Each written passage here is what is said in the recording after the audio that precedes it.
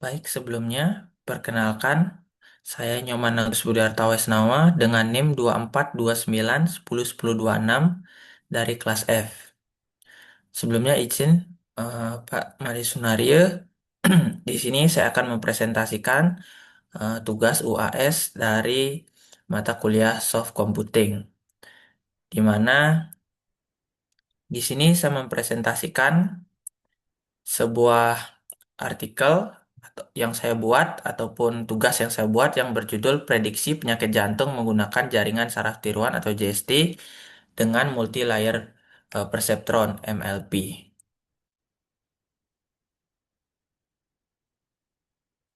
Nah, adapun diagram alur dari penelitiannya, yang pertama itu ada akuisisi data atau pengambilan dataset dari sumber. Yang kedua ada pre-processing data. Yang ketiga ada perancangan model jaringan saraf tiruan. Yang keempat ada pelatihan dan validasi model. Dan yang kelima ada evaluasi. Tentu langkah terakhir itu akan ada simpulan dan juga analisis. Nah, untuk bagian yang pertama, tentu di sini kita harus mengimport berbagai macam library yang diperlukan dalam melakukan coding dari tugas prediksi ini. Ada NumPy, Pandas, Sklearn, yang Sklearn itu juga ada pustaka sub-pustakanya, lalu ada Matplotlib dan juga Warnings. Selanjutnya adalah definisi fungsi-fungsi utama. Nah, fungsi-fungsi utama ini nantinya akan kita jalankan di fungsi main untuk eh, yang gunanya untuk memecah proses-proses dalam eh, kode agar menjadi bagian-bagian yang lebih kecil dan juga memiliki tujuan yang jelas. Seperti ada fungsi load data untuk melihat file CSV atau enggak meload file CSV. Ada fungsi pre-processing data. Di sini kita melakukan penghapusan terhadap kolom yang tidak relevan, misalnya ID dan dataset. Di sini kita mengisi nilai kosong atau missing value dengan median atau nilai modus. Selanjutnya kita ubah data kategorikal menjadi numerik karena dalam penggunaan MLP kita memerlukan label numerik. Proses ini juga dinamakan label encoding. Selanjutnya ada membuat kolom target biner dari kolom num karena pada dataset itu targetnya itu antara 0 sampai 4, di mana 0 artinya tidak ada penyakit jantung yang terdeteksi dan 1 sampai 4 itu dia eh, tingkat dari keparahan penyakitnya.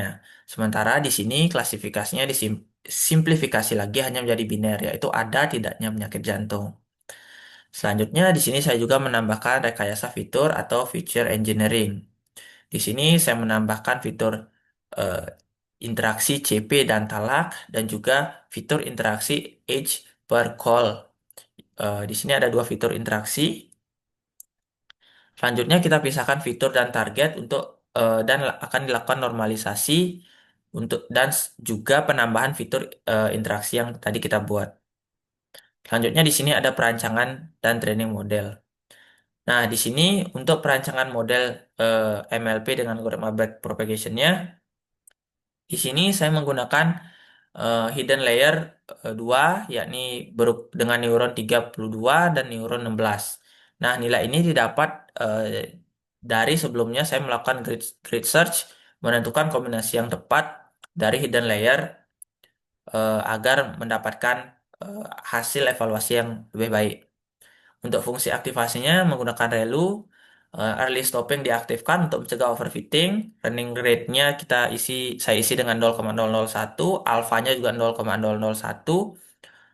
Untuk L2 regularization ini juga untuk eh, overfitting, mencegah overfitting, batch size-nya 32, di mana akan ada 32 data sebelum terjadi perubahan dari bobot itu sendiri.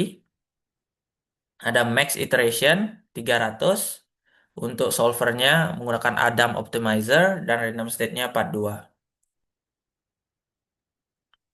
Untuk evaluasi di sini saya menggunakan akurasi, precision, recall, F1 score, dan ROC-AUC serta confusion matrix.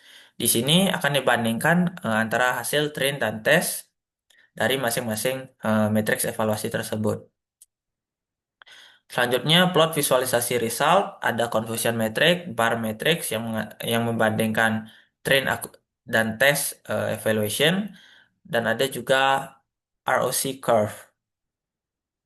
Nah, di sini saya juga melakukan validasi silang atau k-fold cross validation, di mana ada 5 fold untuk melihat nilai rata-rata dari ROC AUC di setiap foldnya. Selanjutnya di bagian 3 ini ada alur kerja utama, di mana langkah 1 dan langkah 2 atau akuisisi dan eh, pra pemrosesan itu dilakukan. Nah, di sini menghasilkan output yaitu output akuisisi data, di mana terdapat 920 baris dan 16 kolom, di mana kita hapus kolom ID dan dataset, lalu tambahkan fitur interaksi. Sini di sini ada lognya untuk prepemprosesan, dataset dihapus, nilai kosongnya diubah, ada yang menggunakan median dan ada yang menggunakan modus tergantung dari jenis data. Selanjutnya untuk kolom kategorikal seperti kolom ini diganti dengan nilai numerik. Selanjutnya num di mana terdiri dari 0 sampai 4 dikonversi menjadi biner, lalu fitur interaksi ditambahkan. Nah, setelah itu akan dilakukan eh, cross validation dengan key-fold, di mana adapun hasil-hasil hasil rata-rata dan standar deviasinya untuk hasil rata-rata dari ROC AUC dari 5 volt itu sebesar 0,088882 dengan standar deviasi kurang lebih 0,0175. Nah, selanjutnya adalah alur kerja utama, yakni pelatihan final, evaluasi, dan visualisasi, di mana akan menjalankan fungsi-fungsi seperti evaluate model dan plot result yang menghasilkan output sebagai berikut. Nah, bagian C, perancangan model GSD eh, MLP backpropagation itu menghasilkan jumlah data latih 736 data latih dengan jumlah data uji 184 atau 20%. Selanjutnya, ketika model selesai dilatih, akan dilakukan evaluasi model, di mana untuk akurasi train dan tesnya, untuk train akurasi 0,8383, tes akurasi 0,8478, train precision 0,686, tes precision 0,84, train recall 0,84, tes recall 0,89, train F1 0,85, tes F1 0,86, serta ROC AUC 0,9161. Nah, berikut untuk visualisasi hasilnya. Yang pertama itu confusion matrix, di mana untuk aktual nilainya bernilai tidak sakit dan predicted tidak sakit atau itu eh, hasil tesnya itu 65 data. Di mana ketika aktualnya bernilai benar atau sakit dan diprediksi juga sakit itu jumlah tesnya 91 data. Di sini ketika aktualnya itu 0 dan dia prediksi ada sakit itu 17 data. Berarti ada false positif ya. Dan untuk aktualnya 1 dan predictednya 0 atau false negatif, kita memprediksi nilai negatif yang salah itu sebesar 11 data. Selanjutnya untuk matriks evaluasi.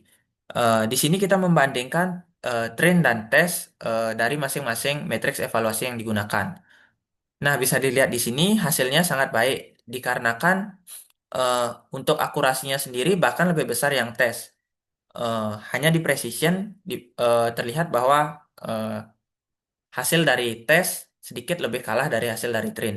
Nah, hal ini menggambarkan bahwa model itu cukup baik atau bahkan eh, sama baiknya untuk memprediksi data yang baru yang belum pernah dilihat sebelumnya. Dan selanjutnya ada ROC curve, di mana bisa terlihat di sini untuk false positive rate-nya lama lama semakin lama semakin melanda atau tidak terjadi perubahan yang signifikan. Nah, adapun kesimpulannya, penelitian ini telah berhasil mengembangkan dan mengevaluasi model jaringan saraf tiruan atau JST dengan arsitektur MLP untuk melakukan klasifikasi risiko penyakit jantung. Nah, model yang diusulkan menunjukkan kinerja yang sangat baik dan andal. Pada pengujian dengan data yang belum pernah dilihat sebelumnya atau data uji, model memberikan akurasi sebesar 84,5%, 8% dan AUC atau area under the curve 0,92. Nah, salah satu temuan penting adalah kemampuan model dalam mengidentifikasi kasus positif yang sebenarnya, di mana tercermin nilai recall-nya sangat tinggi, 89,2%. Nah, tentu nilai recall ini adalah matriks yang sangat krusial dalam konteks medis dikarenakan kita harus menghindari risiko penyakit jantung yang tidak terdeteksi karena itu bisa saja membahayakan orang lain atau pasien.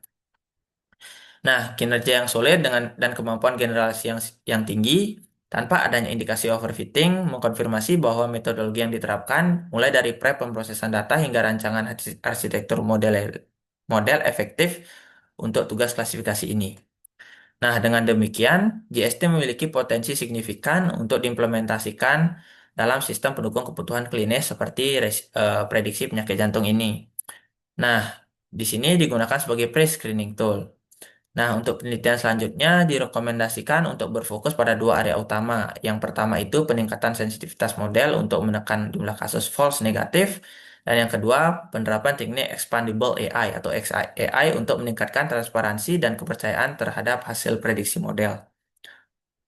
Mungkin sekian yang bisa saya jelaskan dan hasil dari eh, percobaan saya menggunakan metode MLP untuk memprediksi klasifikasi penyakit jantung dengan dataset dari UGI Heart Disease. Mohon maaf apabila ada kekurangan. Akhir kata saya ucapkan terima kasih untuk Bapak Sunario sudah membimbing saya dalam perkuliahan soft computing ini.